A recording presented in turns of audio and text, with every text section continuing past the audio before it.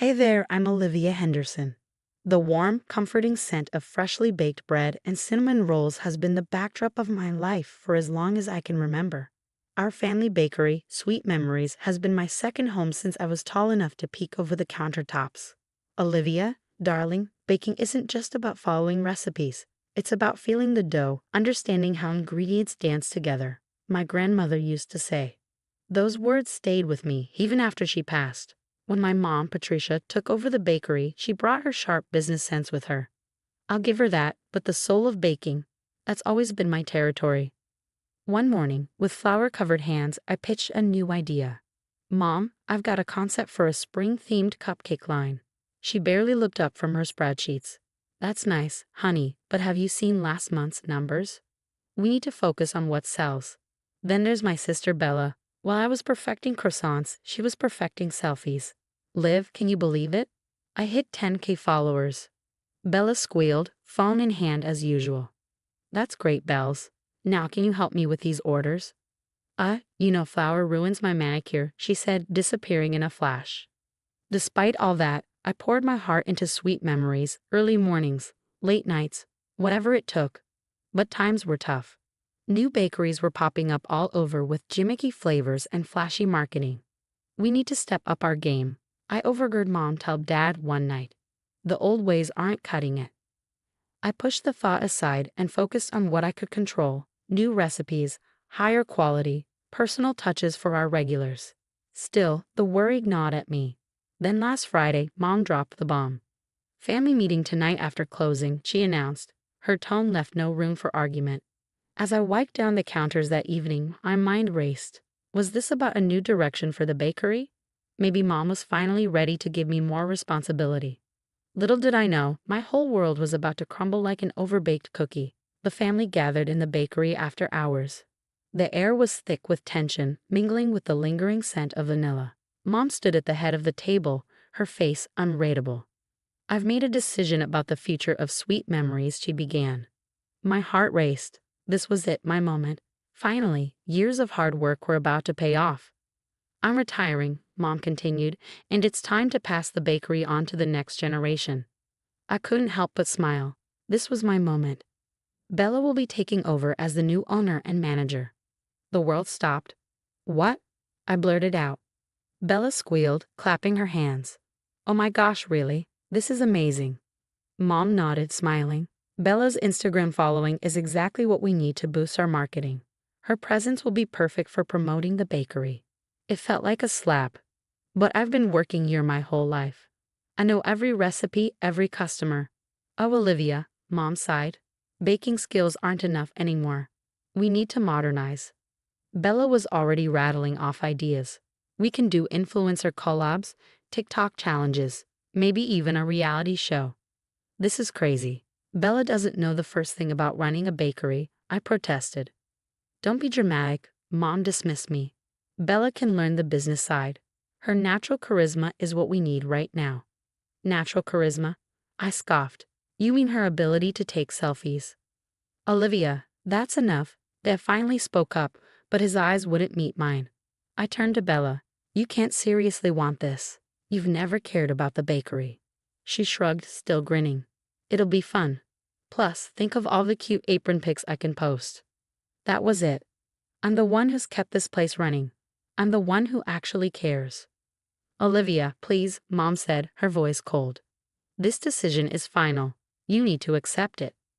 I looked around, hoping someone would defend me, but Dad just stared at his hands and Bella was already on her phone, probably announcing her boss babe status. Fine, I spat. If that's how little you think of me, then I'm out.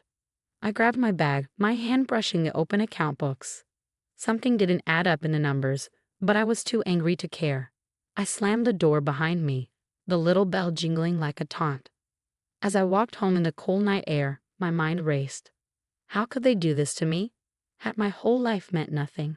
Every early morning, every burned finger, every compliment from a customer, none of it mattered. And then the financial records came back to me, gnawing at my mind. Something was off. When I reached my apartment, I slammed the door and leaned against it, taking a deep breath. This wasn't over, not by a long shot. Mom and Bella might think they've won, but they have no idea what I'm capable of. Sweet Memories is about to get a taste of something far more bitter than sugar. The next morning, I woke up with a plan. If Mom and Bella thought they could push me out, they had another thing coming. I headed to the bakery early before anyone else arrived. Just grabbing some personal items, I told Carl, our elderly night baker, as I slipped into the office. Quickly, I copied financial records and customer data onto a flash drive. Something was fishy, and I was determined to get to the bottom of it. Over the next few days, I reached out to our longtime customers and suppliers. Hey, Mrs. Johnson, it's Olivia. I'm working on a special project. Could you tell me about your recent orders? Piece by piece, I built a network and uncovered a clearer picture. What I found made my blood boil. Mom and Bella had been cooking the books for years, skimming money off the top. No wonder we were struggling. They'd been too busy lining their own pockets to invest in the bakery. I needed a new plan. I couldn't let them destroy Grandma's legacy. That's when it hit me. A food truck. I emptied my savings and bought a beat-up old truck. It wasn't much, but it was mine. I named it Rolling in Dough. The first day was terrifying. I parked near the local college, my heart pounding. Fresh pastries, get your gourmet treats here. I called out. At first, nothing happened. Then, a curious student approached, took a bite of my signature cinnamon roll, and her eyes widened. Oh my God, this is amazing, she shouted. Hey everyone, you've got to try this. Before I knew it, there was a line around the block. Word spread fast, and soon I had regular bulk orders for events, even a write-up in the local paper. Meanwhile, Sweet Memories was struggling. I kept tabs through my old contacts. Bella's influencer marketing wasn't pulling in customers like she'd hoped. Girl boss? More like girl mess. Judy, our longtime flour supplier, told me over coffee, your sister couldn't tell a croissant from a crescent roll. It was satisfying, but not enough. They needed to face real consequences for what they'd done. So I made an anonymous tip to the IRS, a suggestion that they might want to take a closer look at Sweet Memories books. A week later, my phone rang. It was Bella. Olivia, you've got to help me. She was panicking. The IRS is here. They're saying something about an audit. I took a deep breath. Oh really? That sounds serious. It is. Mom's freaking out. She says we could lose everything. You know about this stuff, right? Can't you come and help us? The temptation to gloat was strong, but I kept my voice neutral. Sorry, Bella. I'm kind of in the middle of something with my new business, you know how it is. But, she sputtered. Hey, I'm sure it'll be fine, I said, unable to keep a hint of satisfaction from my voice. After all, you've got all that natural charisma, right? I'm sure you can charm the IRS. I hung up, feeling a mix of emotions. Part of me felt guilty, but a bigger part felt like justice was finally being served. As I turned back to my food truck, seeing the line of happy customers waiting, I couldn't help but smile. Mom and Bella thought they could push me aside. Well, they were about to learn a hard lesson about messing with the wrong baker. The next few weeks were a whirlwind. I kept my head down, focusing on rolling in dough, but news from Sweet Memories trickled in through the grapevine. You won't believe what's happening. Carl, the night baker, told me one morning as he bought coffee from my truck. The IRS found years of tax evasion. Your mom and sister are in deep trouble. I feigned surprise, but inside, I felt a mix of vindication and sadness. How bad is it? Carl shook his head. Bad. They're talking about heavy fines, maybe even jail time for your mom. Bella's been crying nonstop. A few days later, I saw the closed sign on Sweet Memories. It felt surreal. The place where I'd grown up, where I'd learned to bake, was shutting down because of greed and poor management. Meanwhile, Rolling in Dough was thriving. I'd saved enough to start looking for a small storefront, and when I found the perfect spot, I couldn't believe the irony. It was right across from Sweet Memories. As I was setting up shop, familiar faces started showing up. Olivia, we heard you were opening a place, Sarah, our old cashier said hesitantly. We were wondering if you might need any help. I looked at her and Mike, our delivery guy, standing there hopefully. It felt right. I could use some experienced hands. When can you start? Their faces lit up, and just like that, I had a team. Opening day was a success. The line stretched down the block, filled with curious newcomers and loyal customers from my food truck days. As I was closing up that evening, a familiar figure approached. It was Mom. Olivia, she said, her voice shaky, Can we talk?" I hesitated but nodded, letting her in. "I am so sorry," she began, tears welling in her eyes. "I made a terrible mistake with the bakery, with you, with everything." I stayed silent, allowing her to continue.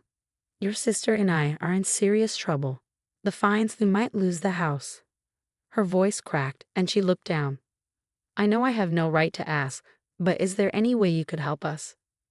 For a moment, I was tempted. Despite everything, she was still my mother. But then I remembered all the years of being overlooked, undervalued, and finally cast aside. "I'm sorry, Mom, but no," I said firmly. "You made your choices. Now you have to live with them." "But we're family," she pleaded. "Family doesn't treat each other the way you treated me," I replied, my voice steady. "I think you should go." As she turned to leave, her shoulders slumped in defeat. I felt a weight lift off my own. I was finally free of their expectations, their judgment, and their toxic influence. The next few months flew by. My little bakery, rising above, became a local sensation. We expanded our menu, hired more staff, and even launched a small catering service. One day, while I was experimenting with a new recipe, Bella walked in. She looked different, humbled, tired. "Hey, Liv," she said softly, her tone uncharacteristically gentle. "Your place looks amazing." "Thanks," I replied, cautious. "What brings you here?" She fidgeted with her phone, the same one she used to be glued to. I wanted to apologize," she said, her voice wavering. "You were right about everything. I never appreciated what you did for the bakery, how hard you worked." I nodded, acknowledging her words, but not quite ready to forgive. "I'm glad you're doing well," she continued. "You deserve it. I hope someday we can be sisters again." As she left, I felt a mix of emotions. Part of me wanted to call her back, to try and mend things. But another part of me knew that sometimes the healthiest thing you can do is let go. Standing in my thriving bakery, surrounded by the warm scent of freshly baked bread and the chatter of happy customers, I realized something important. Success isn't just about profit margins or social media followers. It's about staying true to yourself, working hard for what you believed in, and knowing your worth.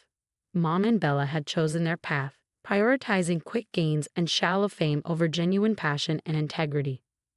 Now they were facing the consequences of those choices. As for me, I was rising above it all, one perfectly baked loaf at a time. And let me tell you, success tastes pretty sweet. The story has come to an end, but now I have a question for you. If you were in my shoes, would you have helped your mother and sister after discovering their betrayal and fraud, or would you have let them face the consequences of their actions alone? It's a tough moral dilemma. On one hand, they're family. On the other, they caused serious harm and showed little regard for my feelings or hard work. What would you do in this situation? Share your thoughts in the comments below. I'm really curious to hear your perspective. And if you enjoyed this story and want to hear more like it, don't forget to hit that like button and subscribe.